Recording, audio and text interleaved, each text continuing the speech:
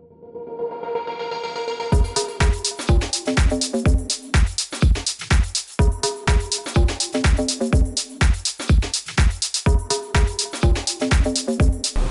നമസ്കാരം. ഞാൻ ഉണ്ടാക്കാൻ പോകുന്ന പാലക് പനീർ മസാലയാണ്. വളരെ ടേസ്റ്റി ആയിട്ട് സിമ്പിൾ ആയിട്ട് ഇതെങ്ങനെ ഉണ്ടാക്കാമെന്ന് നോക്കാം. ചപ്പാത്തിയിലൂടെ കഴിക്കാൻ പറ്റിയ നല്ലൊരു കോമ്പിനേഷൻ കൂടിയാണിത്. 4 പേർക്ക് കഴിക്കാവുന്ന രീതിയിലാണ് ഞാനിത് ഉണ്ടാക്കാൻ പോകുന്നത്. അപ്പോൾ അത് സിമ്പിളായിട്ട് എങ്ങനെ ഉണ്ടാക്കാമെന്ന് നോക്കാം. ഈ വീഡിയോ നിങ്ങൾക്ക് ഇഷ്ടമായെങ്കിൽ നിങ്ങൾ ഷെയർ ചെയ്യാനും സബ്സ്ക്രൈബ് ചെയ്യാനും ലൈക്ക് ചെയ്യാനും നിങ്ങൾ മറക്കരുത്. അപ്പോൾ നമുക്കിതെങ്ങനെ ടേസ്റ്റി ആയിട്ട് ഉണ്ടാക്കാമെന്ന് നോക്കാം. ഇന്ന് ഞാൻ ഉണ്ടാക്കാൻ പോകുന്നത് പാലക് പനീർ മസാലയാണ്. ഒരു നോർത്ത് ഇന്ത്യൻ ഡിഷസാണ്. പാലക്ക് ഒരു കെട്ട് എടുത്തിരിക്കുന്നത്.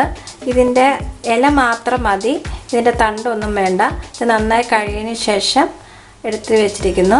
പിന്നെ 200 ഗ്രാം പനീർ, ഒരു വലിയ സവോള, ഒരു തക്കാളി, ഒരു ചെറിയ കഷ്ണം ഇഞ്ചി ചെറുതായിട്ട് കട്ട് ചെയ്തേക്കുന്നു, 4 വെളുത്തുള്ളി ചെറുതായിട്ട് കട്ട് ചെയ്തേക്കുന്നു, എരിവിന് അനുസരിച്ചുള്ള പച്ചമുളക് എടുത്തിരിക്കുന്നു.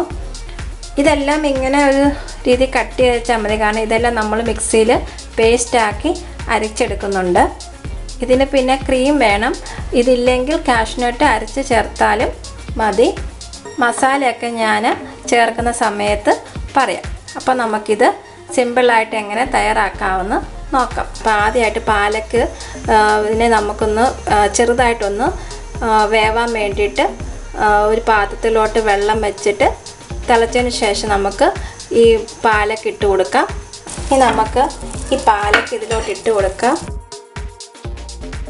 ഒരു മീഡിയം തീയിലിട്ടാൽ മതി. 1 മിനിറ്റ് കഴിയുമ്പോഴത്തേക്ക് നമുക്ക് ഇതിൽ നിന്ന് മാറ്റണം. ഒത്തിരി നേരം ഇതിനകത്ത് കിടന്നു കഴിഞ്ഞാൽ ഇതിൻ്റെ കളർ ചേഞ്ച് ആയിപ്പോവും. ഇനി നമുക്ക് 1 മിനിറ്റ് കഴിഞ്ഞു. ഇതിലേക്ക് നമുക്ക് സ്ട്രെയിനറിലോട്ട് മാറ്റാം. ഇത് ആറിയതിന് ശേഷം നമുക്ക് മിക്സിയിലിട്ട് അരച്ചെടുക്കണം. 2 ടീസ്പൂൺ എണ്ണ ഒഴിച്ചിട്ടുണ്ട്. ഞാൻ സൺഫ്ലവർ ഓയിലാണ് ഒഴിച്ചേക്കുന്നത്. 1 ടീസ്പൂൺ ജീരകം ഇട്ട് കൊടുക്കാം. ഈ നോർത്ത് ഇന്ത്യക്കാരുടെ കറിക്ക് എപ്പോഴും അവർ ജീരകം ചേർക്കാറുണ്ട്. ഇതിലോട്ട് നമുക്ക് ഇഞ്ചി, വെളുത്തുള്ളി, പച്ചമുളക്, സവോള,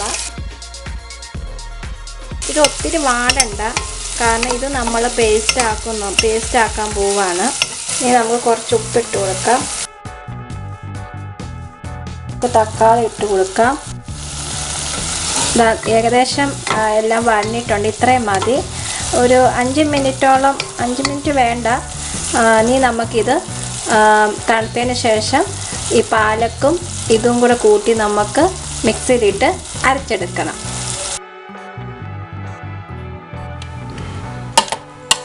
ഞാൻ വെള്ളം ഒന്നും ചേർക്കാതെ ആദ്യം ഇങ്ങനെ ജസ്റ്റ് ഒന്ന് അരച്ചിട്ടുണ്ട്. ഇനി നമുക്ക് കുറച്ച് വെള്ളം ഒന്ന് ചേർക്കാം. കുറച്ച് വെള്ളം മതി, ഒത്തിരി വെള്ളം ചേർക്കരുത്. ഇതുപോലെ നല്ല പേസ്റ്റ് പോലെ അരച്ചെടുക്കണം. വെള്ളം ചേർക്കാതെ നന്നായിട്ട് അരച്ചെടുക്കുക. അതിന് ശേഷം ആവശ്യമുണ്ടെങ്കിൽ മാത്രം കുറച്ച് വെള്ളം എടുത്ത് അരച്ചെടുക്കുക. അപ്പോൾ നമുക്ക് പേസ്റ്റ് എല്ലാം റെഡി ആയിട്ടുണ്ട്. ഇനി നമുക്ക് കറി തയ്യാറാക്കാം. 1.5 സ്പൂൺ സൺഫ്ലവർ ഓയിൽ ഒഴിച്ചു. 1/2 സ്പൂൺ മഞ്ഞൾപ്പൊടി, 1/2 സ്പൂൺ ജീരകത്തിൻ്റെ പൊടി, 1 സ്പൂൺ എരിവില്ലാത്ത കാശ്മീരി മുളക് പൊടി, 1/2 സ്പൂൺ മല്ലിപ്പൊടി. ഈ പൊടികളെല്ലാം ഇടുമ്പോൾ തീ ലോ ഫ്ലെയിമിലാക്കാനായിട്ട് പ്രത്യേകം ശ്രദ്ധിക്കണം. പൊടികളൊന്ന് മൂക്കട്ടെ. നല്ല ജീരകം മിക്സിയിൽ പൊടിച്ചതാണ് ഞാൻ ചേർത്തിരിക്കുന്നത്. ഇനി നമുക്കിതിലോട്ട് വെച്ചിരിക്കുന്ന പാലക്ക് എല്ലാം ചേർക്കുവാണ്. തീ ഒരു മീഡിയം തീയിലിടുക. ഒരുപാട് തിളയ്ക്കണ്ട. ഇപ്പം ജസ്റ്റ് ഒന്ന് തിള വരുമ്പോഴത്തേക്ക് നമുക്ക് ക്രീം ഇട്ട് കൊടുക്കാൻ പോവാണ് ഞാൻ. ക്രീം ഇല്ല എങ്കിൽ നിങ്ങൾ പേടിക്കണ്ട, കാഷ്നട്ട് അരച്ച് ചേർത്താലും മതി. കുറച്ചും കൂടി ഉപ്പിട്ട് കൊടുക്കുക. പിന്നെ കുറച്ച് 1/2 ടീസ്പൂൺ ഗരം മസാല ചേർക്കുക. ക്രീം ഇട്ടുകൊണ്ട് ഒത്തിരി തിളച്ച് പൊങ്ങരുത്. ജസ്റ്റ് ഒന്ന് തിള വരുമ്പോഴത്തേക്ക് നമുക്ക് പനീർ ഇട്ട് കൊടുക്കാം. വളരെ സിമ്പിളാണ്. കുറച്ച് സമയം മതി ഇത് ചെയ്തെടുക്കാൻ. എന്നാൽ വളരെ നല്ല ടേസ്റ്റിയും കൂടിയാണ്. ജസ്റ്റ് ഒന്ന് തിള വന്നിട്ടുണ്ടെങ്കിൽ നമുക്ക് പനീർ ഇട്ട് കൊടുക്കാം. അടച്ച് വെച്ച് നമുക്കൊരു 2 മിനിറ്റ് വേവിക്കാം. 2 മിനിറ്റായി. നമുക്ക് മൂടി തുറന്ന് കൊടുക്കാം. കറി റെഡി ആയിട്ടുണ്ട്. ഇനി ഞാൻ തീ ഓഫ് ചെയ്യുവാണ്.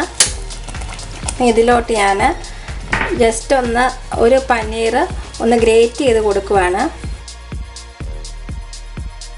കുറച്ച് ക്രീമും കൂടി ഇട്ട് കൊടുത്തു. ചെയ്യണമെന്ന് നിർബന്ധമൊന്നുമില്ല. വളരെ ടേസ്റ്റാണ്, വളരെ സിമ്പിളാണ്.